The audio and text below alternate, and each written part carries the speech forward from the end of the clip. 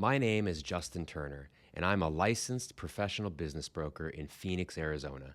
I work with Main Street and middle market business owners to help them sell their business fast, efficiently, and for the highest price possible. One of the critical first steps in helping a business owner sell their business is calculating the fair market value. This enables us to determine an offering price that the business can be marketed for to potential buyers. When it comes to pricing or valuing a business, there are several methods that can be used. The first valuation method is the asset value approach. This is where you take the business assets and subtract out the business liabilities to get the asset value.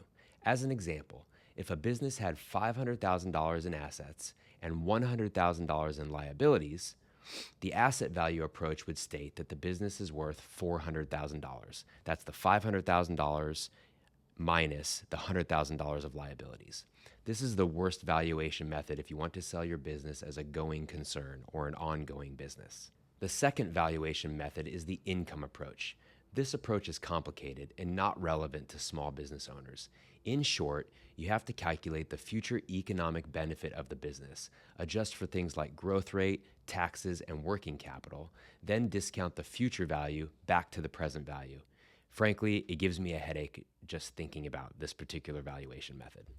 The third valuation method, and the one that I use, is the market approach. This method is most relevant for small business owners. The basic idea is that we look at other businesses that are similar in size and nature to a seller's business and what they have sold for as a multiple of earnings. The value of your business is tied to the cash flow that it produces or how profitable it is.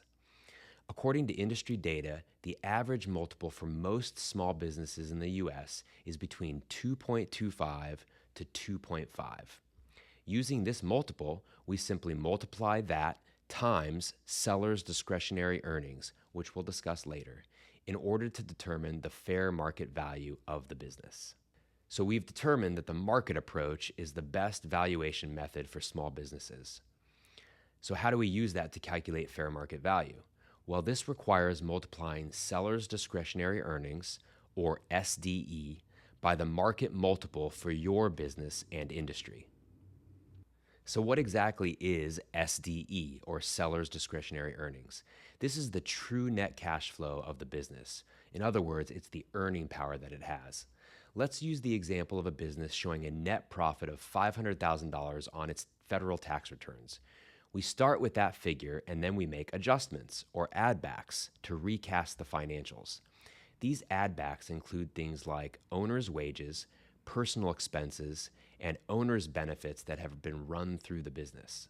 Let's say the owner is paying himself or herself a $100,000 W-2 salary and puts an additional $50,000 into retirement benefits, health insurance, and family gas expenditures. All of that's going through the business.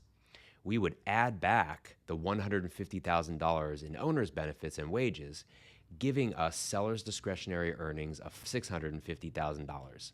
That's the original $500,000 of net profit on the tax returns, plus the $100,000 W-2 wage, plus the $50,000 in owner's benefits. That $650,000 of seller's discretionary earnings would be multiplied by a market multiple. Earlier, we discussed the market multiple range being 2.25 to 2.5 for most small businesses in the U.S. If we use the low end of that range, the 2.25, we would take the $650,000 of seller's discretionary earnings and multiply that by the 2.25 market multiple. If we do that, that would put this business at a fair market value of just over $1.4 million.